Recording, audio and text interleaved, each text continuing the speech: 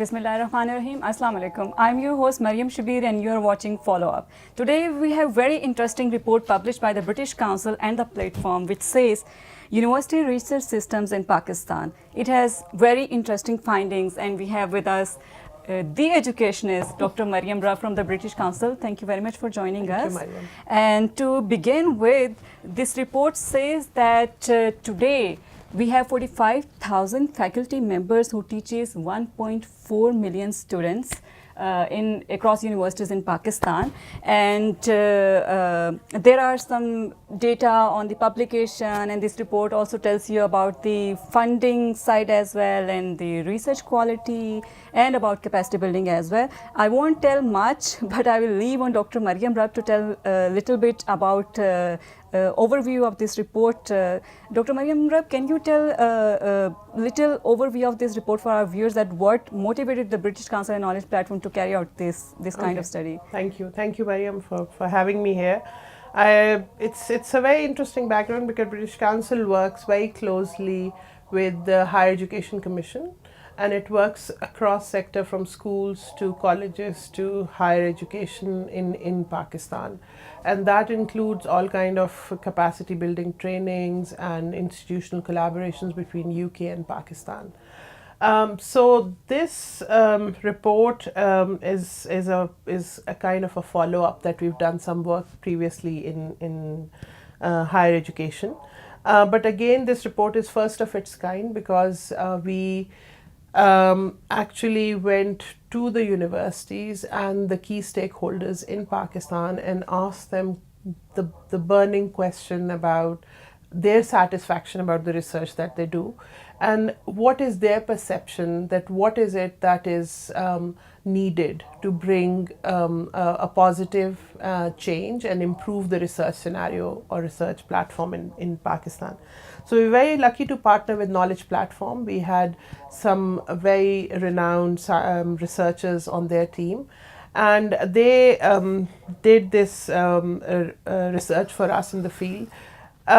Interestingly, we all are aware of the fact that 2002, with the emergence of HEC, we saw a lot of investment in higher education, and I think in 2018, almost 16 years later, 16 years later, it was a good point to assess where do we stand in terms of our higher education goals, in terms of our higher education research.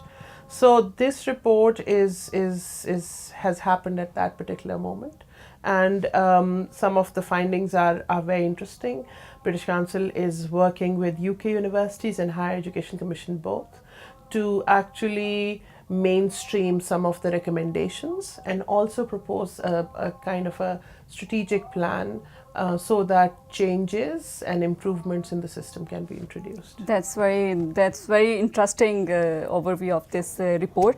So I was reading that according to, correct me if I'm wrong, it was around number of publication by the universities produced. It was very less in 2001, around it was 800 publications, and now it is around 12,000, which is huge. So and more, do you yes. And more? Yeah. And do you think that these all research products are really addressing the social issues in Pakistan? I think Pakistan is in the higher education is in the last decade or so has been in a very critical position. On one end, we struggled with the fact that more young people should access higher education. We were also aware of the fact that more qualified graduates should actually work in higher education by choice. And then in addition to that, we wanted to improve the quality of higher education. Now, there are certain indicators in higher education globally which needs to be check-marked. Okay. And publications is one of them. So if I want to be a university academic, I need to produce research every year. If not every year, every 2 years, I should have some kind of publication if I want to have a career pathway in higher education. And this is not just Pakistan, this is globally, this is the criteria. For countries like Pakistan, which were struggling with the issues of capacity and capabilities, I think, and quality, it was a bigger challenge. So we could not stop people from publishing, but at the same time, it was important for HEC and other regulatory authorities and the education ministries to make sure that the research which is being produced is relevant to Pakistan. And I think that's the dilemma which has emerged very strongly in this report. I feel proud of the fact that the numbers of publication has multiplied, but I think as an educationist and as somebody for whom education is very close to my heart, I feel that we still need to improve on the particular point of relevant research.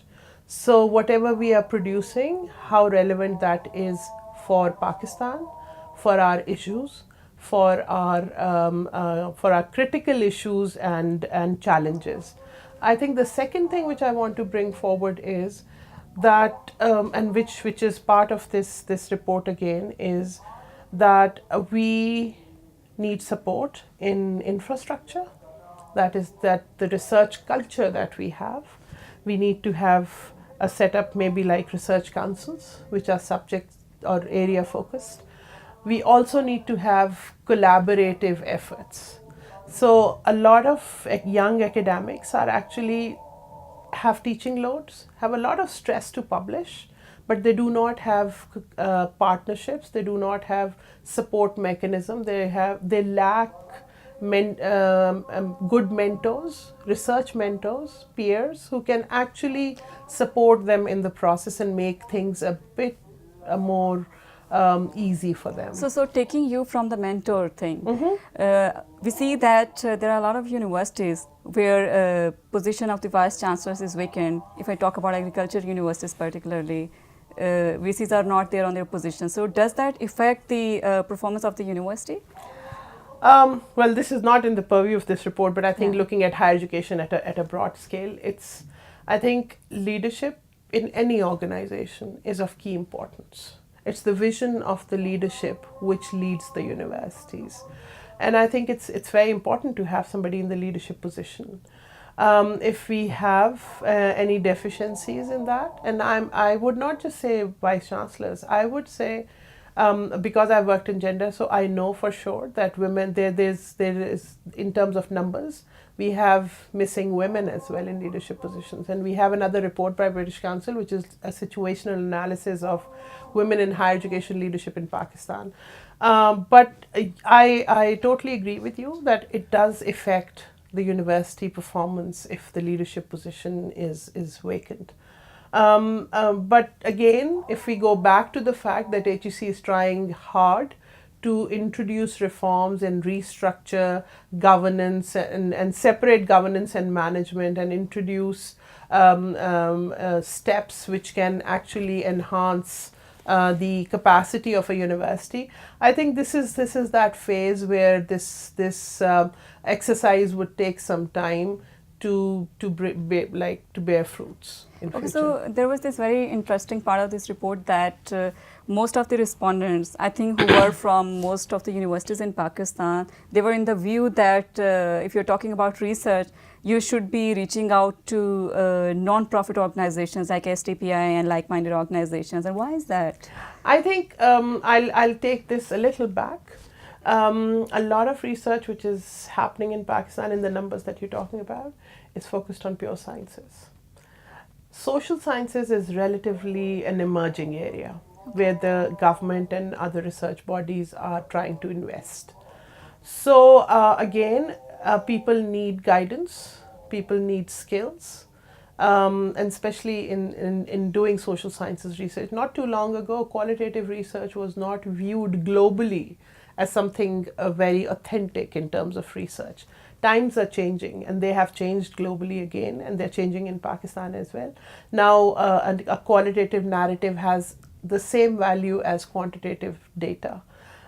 So I think, so going back to your question, people are looking towards organizations like STPI or other think tanks because they know that these bodies are actually working on issues which are alive.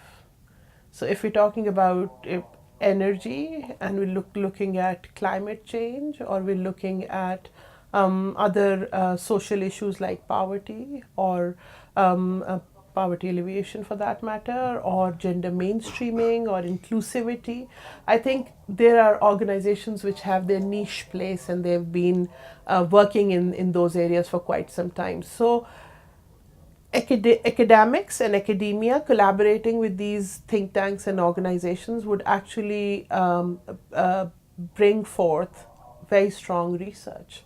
And I think that has been voiced by some of the participants. That does come out in our recommendations as well. That is something which, like collaboration is something, and institutional linkages is something which can really help improve and strengthen the research culture in Pakistan. So, talking about recommendations, this report has a variety of recommendations, starting from institutions to capacity building, and a lot more. It's touching a lot of areas as well. And some of the recommendations you can watch on our screens as well.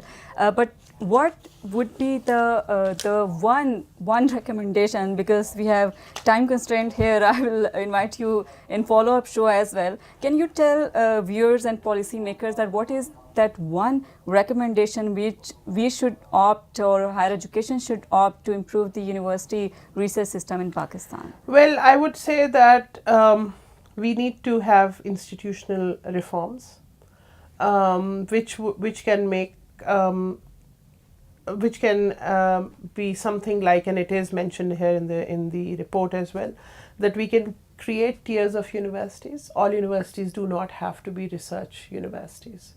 The government should consolidate resources, and including HEC should actually allocate research funds to universities which have the capacity to do the research. The other universities, some of them can be easily be skill-based universities, and they do not need to indulge in research. I think that's one thing. I think another thing which HEC started some time back, and it is one of the recommendation here, that the offices for research, innovation and commercialization, which exist in now almost all public sector universities, and the quality enhancement cells are two separate bodies sitting inside in the universities. I think they need to be merged, because for any innovation and research to happen, and for any research to be commercialized, it's important to have quality. And I think they need to work together, and that's a institutional reform which the government or HEC can do. But I also think that we also need to reform research funding, and research funding can, like the research funding pie, if we look at higher education and we look at the research funding section in that bigger pie, I think that needs to be expanded. People say, why do you need money to do research? Like, you're an academic, this is the digital tool, go do a survey, write your analysis. But it's not like that. It doesn't work like that. You need to give people incentive to do relevant research. You need to give people the resource so that they can do quality research. And I'll just give you one example. In higher education abroad, if anybody is doing a PhD, they're all required, in UK I know for sure, that you're required to go through a master's in research methods.